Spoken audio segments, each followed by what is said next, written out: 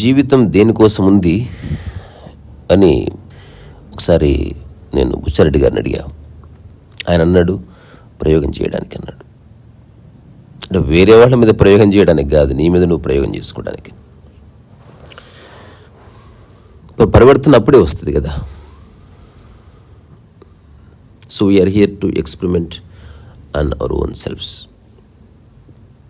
ఈ ప్రయోగం అంతా దేనికి, సాధన దేనికి, ప్రయత్నం దేనికి అంటే ఒక్కటే, ఎలాంటి అలజడులు లేకుండా ఉన్న జీవితాన్ని హాయిగా ఆనందంగా గడపడం కోసమే.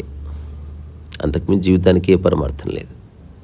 ఎవరెవరైతే అందరికీ ఒక ఆలోచన మైండ్లో ఫీడ్ చేస్తున్నారు, ఒక పారమార్థికత ఉంది, ఇంకేదో ఉంది, చాలా గొప్ప లక్ష్యం ఉంది, ఫస్ట్ నీవు సెటిల్ అయితేనే అన్ని లక్ష్యాలు నెరవేరుతాయి.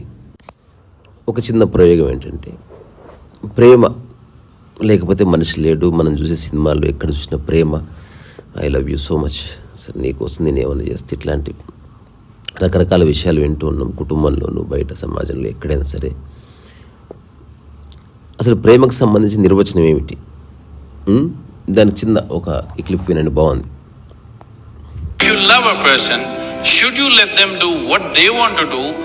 నువ్వు ఒక వ్యక్తిని కనుక ప్రేమిస్తే వాళ్ళు ఏదైతే చేయాలనుకుంటున్నారో అది చేయనిచ్చే అవకాశం ఇస్తావా? లేదా నీకు నచ్చిన పని వాళ్ళు చేయాలనుకుంటున్నావా? సో చాలా మందికి ప్రేమ అంటే నేను చెప్పినట్టు నువ్వు చేస్తే ప్రేమ.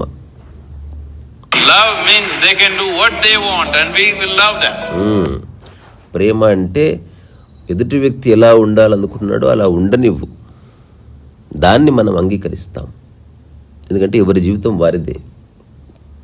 ఈ చిన్న ప్రయోగం నేను చేస్తున్నా కాబట్టి చెప్తున్నా, అంత ఆషమాషి కాదు. ఎందుకంటే మనకి ఎప్పుడు పక్క వాళ్ళని సరిదిద్దాలి, పక్క వాళ్ళని ఉద్ధరించాలి, ఇలాగే ఉంటుంది ఎప్పుడు, అంటే యూనివర్సల్లీ. సో దానివల్ల మనం ఇది ఎప్పుడు చేయం. మన దృష్టి ఎప్పుడు పక్క వాళ్ళ మీదే ఉంది. అసలు పక్కవాడు ఎలా ఉన్నా సరే అంగీకరించే మానసిక స్థితి మనకు లేదు. మనకు నచ్చినట్టు ఉంటేనే మనం చాలా ఆనందంగా ఉంటున్నాం. ఇది ఊరికే చెప్తున్నది కాదు, ఒక అధ్యయనం చేసి చెప్తున్నా, నా కుటుంబంలో చూసి చెప్తున్నా, చిన్నప్పటి నుంచి నేను పుట్టి పెరిగిన వాతావరణంలో చూసి చెప్తున్నా. చెప్పినట్టు వింటే వెరీ హ్యాపీ, గుడ్ బాయ్. చెప్పినట్టు వినలేదా, వెరీ బ్యాడ్ బాయ్. ఎదుటి వ్యక్తి తప్పు ఏమీ లేదు. నువ్వు చెప్పినట్టు వినకపోతే కక్షలు పెంచుకుంటారు, తర్వాత చాలా బాధపడతారు. వాళ్ళ జీవితం ఏదో నాశనం చేసుకుంటున్నారు వాళ్ళు. మనకి ఒక వాక్యం ఉంది, ఉద్ధరేదాత్మనాత్మాన. నీ ఆత్మను నువ్వే ఉద్ధరించుకోవాలి. ఎవరి ఆత్మను వాళ్ళే ఉద్ధరించుకుంటారు. సో సింపుల్, కాన్ఫ్లిక్ట్ ఉండదు. ఇప్పుడు ప్రయోగం ఏమిటి? నిజంగా ఒక వ్యక్తిని నువ్వు ప్రేమిస్తే ఒక వారం రోజులు వాళ్ళు ఏం చేసినా అంగీకరించు, చూడు. అంగీకరిస్తున్నావు అంటే సప్రెస్ చేయడం కాదు, వారం రోజులు తర్వాత చెప్తా నీ పని, అట్లా కాదు.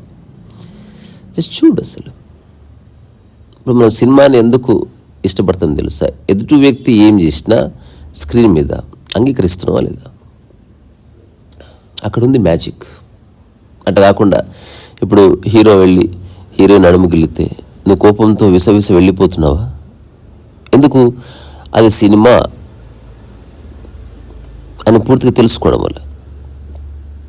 ఇవన్నీ అందరికి తెలిసినవే, కానీ ప్రయోగం మనం చేస్తేనేమనేది మాత్రం సుస్పష్టం, అందులో ఏ డౌట్ లేదు. ఇప్పుడు 2009 ఆ తర్వాత నాకు ఈ స్పృహ కలిగింది. ఎవరు ఎలా ఉంటే అలా ఉండని. ఎదుటి వ్యక్తి నిజంగా ఏదైనా కావలిస్తే మనల్ని అడిగినప్పుడు, తను నిజంగా మారాలనుకొని తనకు మార్గం తెలియక సతమతం అవుతున్నప్పుడు అప్పుడు మనల్ని అడిగితే, అప్పుడు మన అనుభవంలో నుంచి తెలిస్తే చెప్పాలి, లేకపోతే లేదు. బట్ ఊరికే పక్కవాడికి చెప్పకూడదు. పక్కవాడి జీవితాన్ని, పక్కవాడి మనసుని డిస్టర్బ్ చేయడం నా దృష్టిలో మహాపాపం. ఒక థాట్ ప్రాసెస్ నిరంతరం కొనసాగే అవకాశాన్ని ఒక వ్యక్తికి ఇవ్వాలి. పరివర్తన అప్పుడే వస్తుంది. ఒక అమెజాన్లో చాలా పెద్ద వృక్షం ఉంటుంది.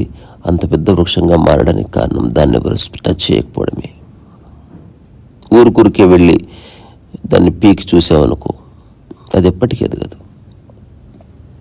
సో కుటుంబంలో, పిల్లల్లో ఒక పరివర్తన రాకపోవడానికి కారణం, మనస్సు ఎదగకపోవడానికి కారణం, లేదా ఏదైనా ఒక విషయం సంపూర్ణంగా అవగాహనకు రాకపోవడానికి కారణం నిరంతరం కలగజేసుకోవడమే. We're not here to interfere with anybody. So అసలు వేరే వాళ్ళ చింత పోవాలి మనసులో నుంచి. కన్న కొడుకైనా సరే, కూతురైనా సరే, ఎవరైనా సరే వాళ్ళని వాళ్ళలా ఉండనిచ్చే ఒక అవకాశం ఇవ్వాలి. జీవితం అనేది ఒక ఆపర్చునిటీ, అంతవరకు. మన ప్రయోగం మన మీద చేసుకోవాలంతే. మన ప్రయోగం వేరే వాళ్ళ మీద చేయకూడదు. సో నేనైతే చాలా స్పష్టంగా గమనించాను, పేరెంట్స్ చదవరు, పిల్లలకు చెప్తూ ఉంటారు చదువుకో చదువుకో చదువుకో. మేమంటే మాకు అవకాశం లేక చదువుకోలేకపోయాను. ఇప్పుడైనా చదవచ్చు. చెప్పడం చాలా ఈజీ, చేయడం చాలా కష్టం. అసలు మా గురువుగారి దగ్గరికి ఒక ఆవిడ వచ్చింది. సార్ వైలిన్ పంపిస్తున్నా, 1 year అయింది, ఏం చక్కగా వాయిస్తలేడు. మా సార్ ఎంత కోపడ్డాడు. అసలు ఏం తెలుసమ్మా నీకు, వాడు ఎంత చక్కగా వాయిస్తున్నాడు, 1 yearలో ఆ ప్రగతి చాలా గ్రేట్. నీకు తెలియదు వైలిన్ గురించి. వాడిని ఒత్తిడి చేస్తున్నావు. నువ్వు పక్కకు జరుగు, వాడికి నేను చెప్తాను ఇప్పటి నుంచి. నువ్వు అసలు సలహాలు ఇవ్వద్దు వాడికి. లేదా ఒక పని చేయి, నువ్వు కూడా జాయిన్గా. అసలు నీ బుర్రేందో తెలుస్తుంది. చెప్పడం ఎంత ఈజీ. అట్లా చేయి, ఇట్లా చేయి. ఇది వచ్చిన జోక్ ఉందండి. అంటే ఈ జనాలకి సలహాలు ఇవ్వడం, ఎంకరేజ్ చేయడం, ఇట్లాంటి దరిద్రం అలవాట్లనే ఉంటాయి. ఉత్తగానే ఎంకరేజ్ చేస్తారు. వెరీ గుడ్, ఇంకా బాగా వేయాలమ్మా, ఇంకా బాగా వాయించాలమ్మా, వెరీ గుడ్, ఇంకా పెద్దగా డెవలప్ కావాలరా. మరి నువ్వేం బీక్తున్నావు? ఏదోసేపు పక్కోడికి చెప్పడం తప్ప. సో ఒకడు ముడ్డి ఇట్లా దేక్కుంటూ తిరుపతి పోయాడంట. ఒకగానే బంధువు వచ్చినాడు. వెరీ గుడ్, ఇప్పుడు నువ్వు నెక్స్ట్ తిరుపతి కాదు రే, నువ్వు ఇంకేదైనా వేరే ప్యారిస్ పోవాలరా నువ్వు. అట్లా అర్థమైందా? ఇంకా మన గొప్ప పేరు తీసుకురావాలి. ఒకసారి ఇలా జరిగింది. మా ఊర్లో ఒక అతను 2 అంతస్తుల బిల్డింగ్ మీద నుంచి కిందికి దుంకాడు. అది అందరి సమక్షంలోని.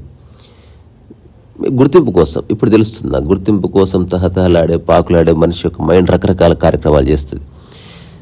అలా అప్పుడు పేపర్లో కూడా వచ్చింది, 2 అంతస్తుల బిల్డింగ్ మీదకి వెళ్ళి దుంకిన యువకుడు, ఒక ఫీట్ లాగా.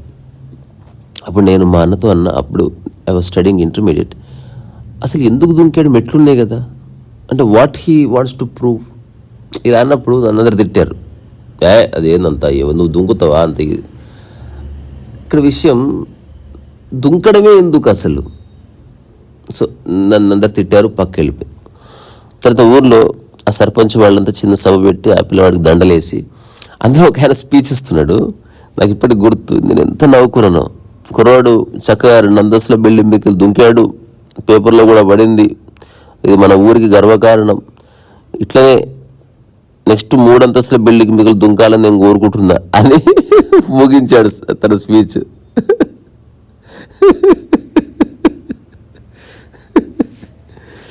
నేను అనుకున్నా, వీడిని చంపేదాకా ఊరు ఆపరు నాయన. సో నేను ఎందుకు చెప్పానంటే, ఇంతే,